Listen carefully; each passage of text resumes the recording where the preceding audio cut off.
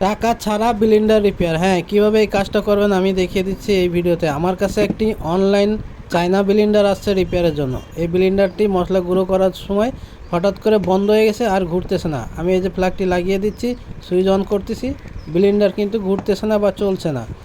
যদি এই ধরনের প্রবলেম হয় আপনারা বাসায় বসে রিপেয়ার করতে পারবেন বিনা খরচে। আপনারা এই ভিডিওটা দেখে স্টিকারের নিচেই কিন্তু স্ক্রুপ আছে, অনেকে জানেন না যে এখানে স্ক্রুপ আছে। এই স্টিকারটা তুললেই দেখতে পারবেন দুইটা স্ক্রুপ। তো আমি স্টিকারটি এখানে লাগিয়ে রেখে দিচ্ছি, কারণ এই স্টিকার যেখান থেকে তুলেছি সেখানে আবার পরবর্তীতে লাগিয়ে দিতে হবে। এই দুইটা স্ক্রুপ খুললেই ব্লেন্ডারের মোটরটা আপনারা দেখতে পারবেন।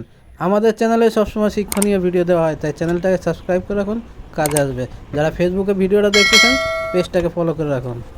দেখতে পাচ্ছেন মোটরটা বেরিয়ে চলে আসছে। এখন এই মোটরটা ডাইরেক্ট কিন্তু বাটির সাথে লাগানো। এখন আমরা দেখব যে মোটরে কোনো প্রবলেম দেখা যায় কিনা। এখানে যে থার্মোস্টার ফিউজ লাগানো আছে, এই থার্মোস্টার ফিউজ কিন্তু কেটে গেলে মোটরটা চলবে না। এখানে আমি আরেকটা প্রবলেম দেখতে পাচ্ছি, দেখেন রোটারের সাথে কিন্তু কার্বনটি লেগে নাই, কার্বনটি আলাদা আছে এবং রোটারের সাথে কার্বনের দূরত্ব আছে, ফাঁক। এই ফাঁক থাকার কারণে কিন্তু কার্বনের জন্য লাইনটি পাচ্ছে না মোটরে। তো আমরা প্রথমে কার্বনটা খুলবো। দেখেন টান দেওয়ার সাথে কিন্তু কার্বনটি বেরিয়ে আসার কথা, কিন্তু কার্বনটি জাম হয়ে আছে। এই জাম থাকার কারণে কার্বনটি কিন্তু রোটারে যায় লাগতেছে না। তো আমি একটা টান দিয়ে বের করে নিচ্ছি। কার্বনটা স্পার্ক করে এদলো খেদলো হয়ে গেছে। এই এদলো খেদলোটাকে আমি এখন ঘষে সিরিজ কাগজ দিয়ে সমান করে দিব, দিয়ে এই কার্বনটা লাগিয়ে দেখব মোটর চলে কিনা। যদি না চলে তাহলে থার্মোস্টার চেক করতে হবে। তো আশা করি এই কার্বনের জন্য এই প্রবলেমটা হচ্ছিল। এই কার্বনটা ঘষে দেওয়ার কারণে মোটরটা চলবে ইনশাল্লাহ। তো আমরা প্র্যাকটিক্যালি এখন দেখব। অনেক সময় দেখা যায় এই কার্বনগুলো স্পার্ক করে এদলো খেদলো হয়ে যাওয়ার কারণে কার্বনটা অটোমেটিক কিন্তু ভিতরের দিকে যায় না। কার্বনের যে পিছনে স্প্রিং থাকে, স্প্রিংটা চাপ দিয়ে ভিতরে ঢুকায়, কিন্তু এদলো খেদলো হওয়ার কারণে এই কার্বনটা যায় না। এখন আমি সুইচ দিচ্ছি, সুইচ দেওয়ার সাথে দেখেন মোটরটা চলতেছে।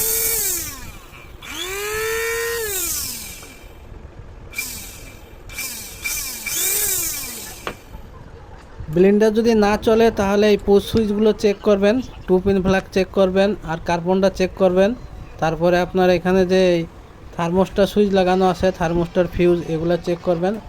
এই জায়গায় প্রবলেমগুলো হয়। এখন আমরা স্টিকারটি যেখান থেকে তুলছিলাম সেখানে আবার লাগিয়ে দিব, যেন দেখলে বোঝা না যায় যে এই ব্লেন্ডারটি রিপেয়ার করা হয়েছে। দেখেন টাকা ছাড়াই ব্লেন্ডারটি রিপেয়ার করা হয়ে গেলে আমরা ফাইনালি আরেকবার টেস্ট করব। দেখতে পাচ্ছেন আমি এখন আরেকবার টেস্ট করে আপনাদের দেখাবো। প্লাগটি লাগিয়ে দিলাম, সুইচ অন করলাম, চলতেছে আলহামদুলিল্লাহ। এভাবে আপনারা ব্লেন্ডারের কাজ করতে পারেন বাসায় বসে আমার ভিডিও দেখে। ভিডিওটা ভালো লাগলে লাইক দিয়ে শেয়ার করে দিবেন, যেন অন্যরা উপকৃত হতে পারে। আল্লাহ হাফেজ।